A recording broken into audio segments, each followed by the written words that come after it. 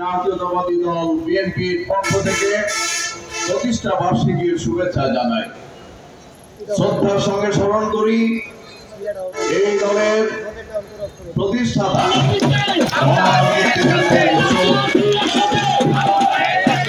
রাষ্ট্রপতি জিয়াউর রহমানকে। আমরা শ্রদ্ধার সঙ্গে স্মরণ করছি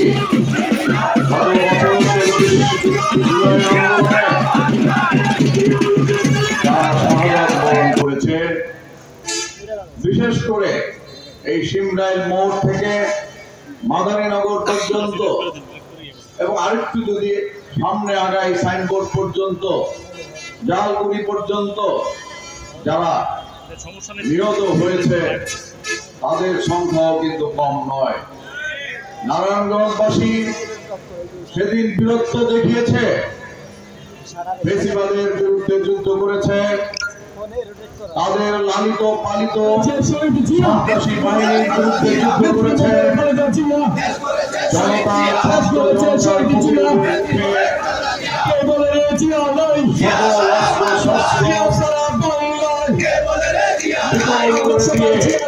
ছাত্র জনতা তাদের বিজয় নিশ্চিত করেছে এবং 15 বছরের গড়ে ওঠা অবৈধ সাম্রাজ্য, 15 বছরে গড়ে ওঠা অবৈধ তক্তে তাউস জনগণের প্রতিরোধের মুখে ভেঙে খান খান হয়ে গেছে এবং সেই ফেসিবাদের দোসররা পালিয়ে যেতে বাধ্য হয়েছে।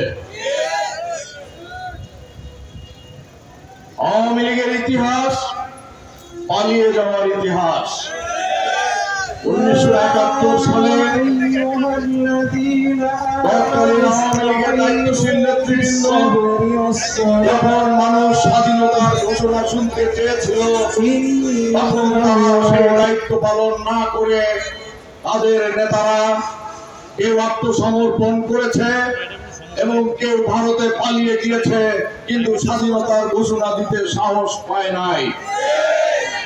সেদিন আমাদের নেতা যাকে 1971 সালে 26শে মার্চের পূর্বে এই বাংলাদেশের মানুষ যাকে চিনত না, আমাদের সেই নেতা বাংলাদেশ জাতীয়তাবাদী দলের প্রতিষ্ঠাতা শহীদ রাষ্ট্রপতি জিয়াউর রহমান দেশ প্রেমের অমর চেতনায় উদ্বুদ্ধ হয়ে 7.5 কোটি বাঙালিকে বাঁচানোর জন্য, প্রতিরোধ গড়ে তোলার জন্য, পাকিস্তানি হায়নাদের বিরুদ্ধে প্রতিরোধ যুদ্ধ গড়ে তোলার জন্য তিনি ক্যান্টনমেন্ট থেকে বিদ্রোহ ঘোষণা করে কালুরঘাট বেতার কেন্দ্রে গিয়ে তিনি স্বাধীনতার ঘোষণা দিয়ে বাংলাদেশের